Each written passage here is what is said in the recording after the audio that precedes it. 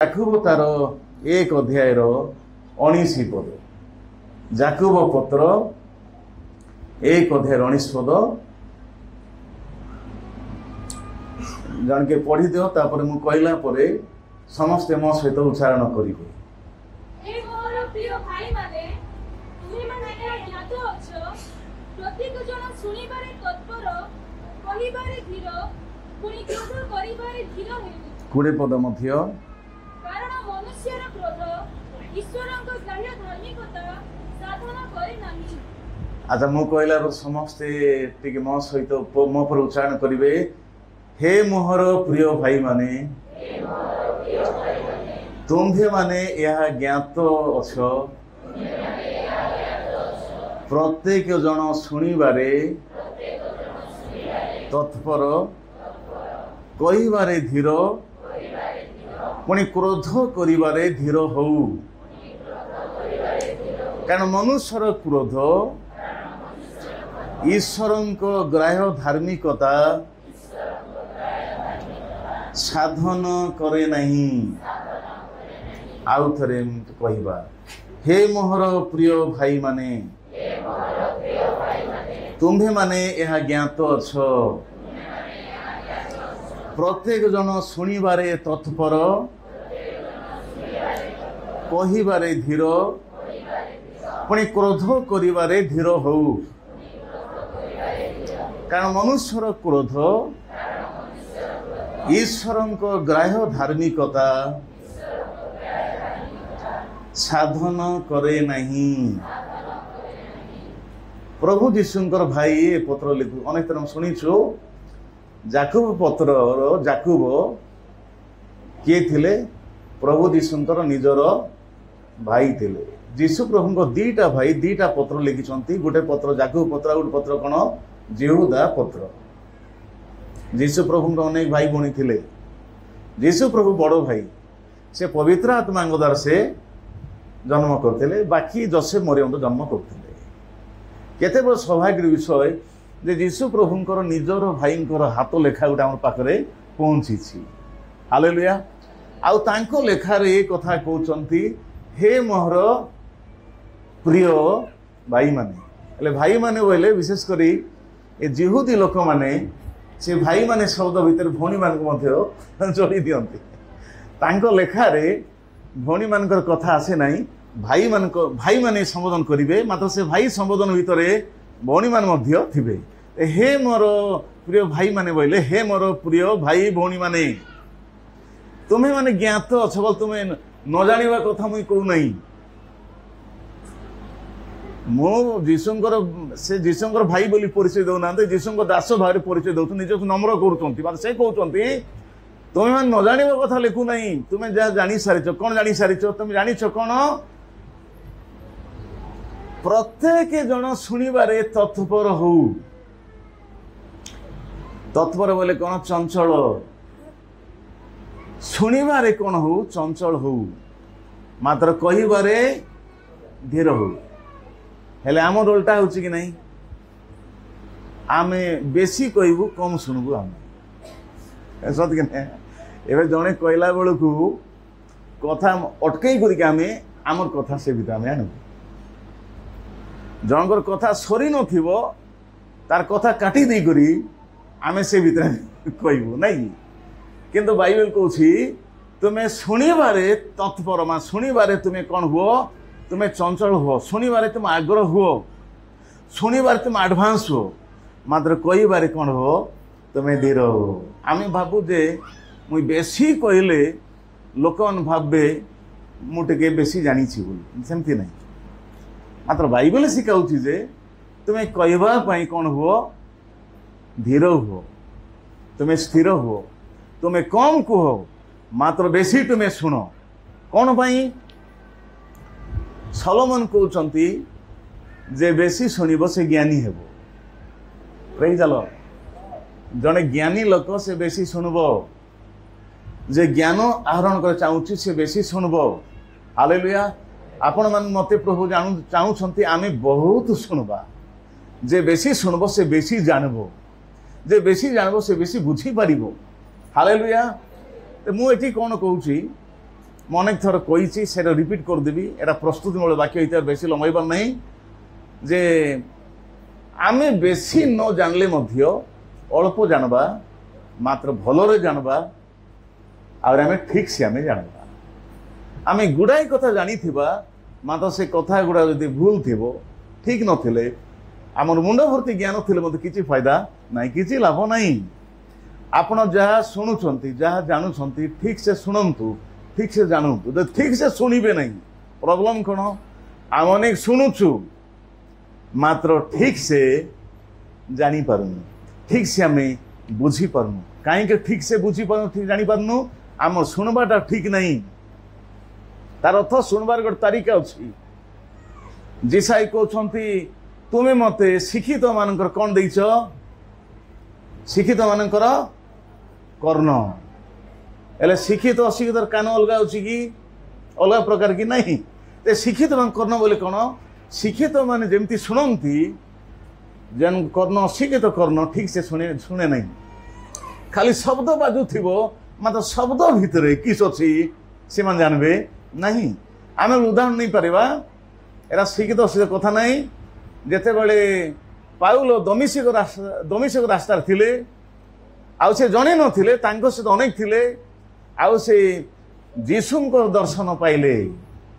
Hallelujah. ଆଉ ମଧ୍ୟ ପ୍ରଭୁ ଯୀଶୁ ତାଙ୍କୁ କହୁଛନ୍ତି, ହେ ସାଉଲ, ହେ ସାଉଲ, କାହିଁକି ଆମ ତାଳନା କରୁଛ? କାହିଁକି? ଆଉ ଅନେକ ଗୁଡ଼େ କଥା କହିଲେ। ପାଉଲ ସ୍ପଷ୍ଟ ଭାବରେ ଶୁଣୁଛନ୍ତି ଯେ ଯୀଶୁ କହୁଛନ୍ତି, ମତେ କାହିଁକି ତାଳନା କରୁଛ? ଆଉ ସେ କହୁଛନ୍ତି, ପ୍ରଭୁ ଆପଣ କିଏ? ନା ମୁଁ ନାଜରେତ୍ୟ ଯୀଶୁ, ଯାହାକୁ ତୁମେ ତାଳନା କରୁଛ। କିନ୍ତୁ ବାକିର କ'ଣ ଶୁଣୁଥିଲେ? ସେମାନେ ଗୋଟେ ଶବ୍ଦ ଶୁଣିଲେ, ମାତ୍ର ଶବ୍ଦ କ'ଣ ଥିଲା ବୁଝିପାରିଲେ ନାହିଁ। କ'ଣ? ସେମାନେ ବି ଶୁଣିଛନ୍ତି, ମାତ୍ର ପାଉଲ ଯାହା ଯାହା ବୁଝୁଛନ୍ତି ସେଟା ନାହିଁ, ବରଂ ସେମାନେ ଗୋଟେ ଶବ୍ଦ ଶୁଣିଲେ, ମାତ୍ର ସେ ଶବ୍ଦ କ'ଣ ଥିଲା ବୁଝିପାରିଲେ ନାହିଁ। ଆପଣ ଯଦି ପଢ଼ିବେ 12 ଅଧ୍ୟାୟ ଜନ୍‌ରେ, ସେ ଜାଗାରେ ଯୀଶୁ ପ୍ରଭୁ ଗୋଟେ ଆକାଶ ବାଣୀ ହେଲା, ସ୍ୱର୍ଗରୁ ବାଣୀ ହେଲା। ଅନ୍ୟମାନେ କ'ଣ ଭାବିଲେ? ଗୋଟେ ମେଘ ଘଡ଼ଘଡ଼ି ହେଲା ବୋଲି, ମାତ୍ର ସେଟା ପିତାଙ୍କର ବାଣୀ ଯୀଶୁଙ୍କର ପାଇଁ ଥିଲା। ଯୀଶୁ ପିତାଙ୍କର ବାଣୀ ଶୁଣିଲା ବେଳେ ଅନ୍ୟମାନଙ୍କର ପାଇଁ ମେଘ ଘଡ଼ଘଡ଼ି ଥିଲା। ଠିକ୍ ସେଇଭଳିଆ ଆମ ଶୁଣିବାଟା ଠିକ୍ ନଥିଲେ, ଆମର ପାଇଁ ଖାଲି ଗୋଟେ ଶବ୍ଦ, ଆମର ପାଇଁ ଖାଲି ଗୋଟେ ମେଘ ଘଡ଼ଘଡ଼ି, ମାତ୍ର ଯେ ଶୁଣୁଛି ବୁଝୁଛି ତା ପାଇଁ ଈଶ୍ୱରଙ୍କ ରବ, ଆଉ ସେ ରବ ତାର ଜୀବନକୁ ବଦଳି ଦେଇପାରିବ। ହାଲେଲୁୟା। ସେଥିପାଇଁ ଏଠି ଆସି ଏକ୍ସରସାଇଜ କଲା ଭଳିଆ ଆମେ ବସା ଉଠା ହେଇକରି ପଳେଇବା ଜିନିଷ ନାହିଁ, ମାତ୍ର ଆମେ ଠିକ୍ ସେ ଶୁଣିବା ଦରକାର। ଠିକ୍ ସେ ଆମେ ନ ଶୁଣିଲେ ଆମେ ଜାଣିପାରବାନି, ବୁଝିପାରବାନି। ମୁଁ ଏଠି ଗୋଟେ ଦୁଇଟା ଉଦାହରଣ ଦେବି। ଆନ୍ଧ୍ରପ୍ରଦେଶର କୌଣସି ଗୋଟେ ସମୟ ଥିଲା, ଆମେ ସବୁ ରାସ୍ତା ମାନଙ୍କରେ ମାଇକ୍ ବଜାଇ ପ୍ରଚାର କରୁଥିଲୁ, ଗୀତ ଗାଉଥିଲୁ, ମାଇକ୍ରେ ପ୍ରଚାର କରୁଥିଲୁ, ରାସ୍ତା କଡ଼ ଲୋକ ଜମା ହେଉଥିଲେ, ପ୍ରଚାର କରୁଥିଲୁ। ମାତ୍ର ଏବେ ସେମିତିକା ସମୟ ନାହିଁ। ହେଲେ ସେତେବେଳେ ଆମର ମୁଁ ଜାଣି ନାହିଁ ସେମାନେ କେଉଁ ଭାଷାର ଲୋକ ଜାଣି ନାହିଁ, ମାତ୍ର ସେମାନେ ଗୋଟେ ଗୀତ ସେଠି ଗାଉଥିଲେ। ସେ ଗୀତ ସେମାନେ କ'ଣ ଶିଖିଥିଲେ, କ'ଣ ଗାଉଥିଲେ କି କହୁଥିଲେ, ଆମେ ସେ ଗାଉଥିଲୁ, ଜୟ ଜୟ ପ୍ରଭୁ ଯୀଶୁ କି हमको बचाने आया जगत में। ସେମାନେ ଗାଉଥିଲେ, ସେ ମାନେ ରାସ୍ତା ଠିଆ ହେଇ, जय जय प्रभु यीशु की, जय जय प्रभु यीशु की, हमको फसाने आया जगत में। ସେମାନେ କ'ଣ ବୋଲି ଗାଉଛନ୍ତି? ପ୍ରଭୁ ଯୀଶୁ ଜଗତକୁ ଆଇଲେ ଆମକୁ ଫସାଇବା ପାଇଁ ବୋଲି। ମାତ୍ର ଗୀତ ସେମିତି ଲାଗି, ଆମକୁ ବଚାନେ, ଆମକୁ ରକ୍ଷା କରିବା ପାଇଁ ଆସିଲେ ବୋଲି ଗୀତର ଅଛି। ମାତ୍ର ସେମାନେ କ'ଣ ଶିଖିଲେ? ଫସାଇବାର ଶିଖିକରି ଭୁଲ ଗୀତ ସେମାନେ ଗାଉଛନ୍ତି। ଶୁଣିବା ଲୋକ କ'ଣ ଭାବେ? ସତ କଥା, ତୁମର ପ୍ରଭୁ ଫସାଇବା ଆସିଥିଲେ କହିବେ। ଏ ବାପଡ଼ା ମାନେ ଠିକ୍ ସେ ନ ଶୁଣିକି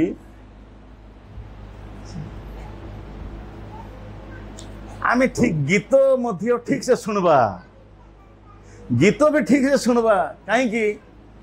ମୁଁ କହୁଥିଲି ଗୋଟେ ଜାଗାରେ ଗୋଟେ ଭଉଣୀ ଗାଉଥିଲେ, मैं तेरी ही कला हूँ को मैं तेरी ही केला हूँ बोली।